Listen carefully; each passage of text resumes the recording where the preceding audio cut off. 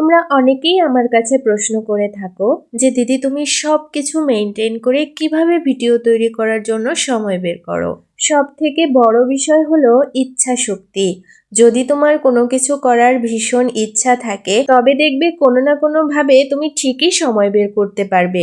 এখন আমার জীবনে ব্যস্ততা অনেক বেশিই বেড়ে গেছে, কিন্তু তারপরেও আমি ভালো আছি, কারণ কুড়েমি স্বভাব কখনোই ভালো কিছু বয়ে আনে না। এমন অনেক বিষয় আছে আমার কাছে অঢেল সময় থাকা সত্ত্বেও আজ করব কাল করব ভেবে ভেবে এখনো করা হয়ে ওঠেনি, কিন্তু এখন আমি ধীরে ধীরে নিজেকে পরিবর্তন করার চেষ্টা করছি। সারাটা দিন আমার অনেক ব্যস্ততার মধ্যেই কাটে। ব্যস্ততার মধ্যে থাকলেও আমার দিনগুলো অনেক বেশি ভালো কাটছে। সকালে ঘুম থেকে উঠে স্নান, পুজো দেওয়া, রান্না বাড়া, খাওয়া দাওয়া করে দুজনে সময় মতো কাজে যাওয়া। আমাকে সকালে কোচিং সেরে বাসায় ফিরে আবার তাড়াতাড়ি করে অফিসের জন্য রেডি হতে হয়। আমরা দুজন দুজনের কাছে প্রতিজ্ঞাবদ্ধ, আমরা আমাদের এই পরিস্থিতির পরিবর্তন করবই। ওম তৎসৎ। ওম অখণ্ডমণ্ডলাকারং ব্যাপ্তং জ্ঞান চরাচরং যৎপদং দর্শিতং জ্ঞান তস্मै শ্রী গুরবে নমঃ।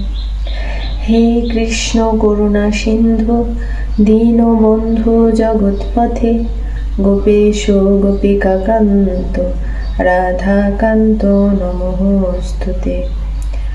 ওম নমঃ ভগবতে বাসুদেবায়।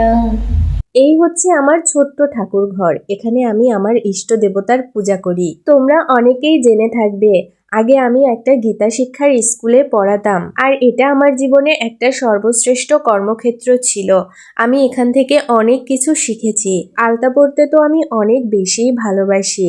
আমার মতো তোমরা কে কে আলতা পরতে ভালোবাসো অবশ্যই কমেন্টস করে জানিও। তোমরা যারা এখনো পর্যন্ত ধৈর্য ধরে আমার এই 2 মিনিটের মতো ভিডিওটা দেখেছো, তোমাদের সবাইকে অনেক অনেক ধন্যবাদ। তোমরা যারা আমার ভিডিও পছন্দ করো কিন্তু এখনো ফলো দিতে ভুলে গেছো, অবশ্যই একটা ফলো দিয়ে দেবে। আজকের ভিডিও এই পর্যন্ত। সবাই ভালো থাকবে, সুস্থ থাকবে। দেখা হবে নতুন কোনো ভিডিওতে।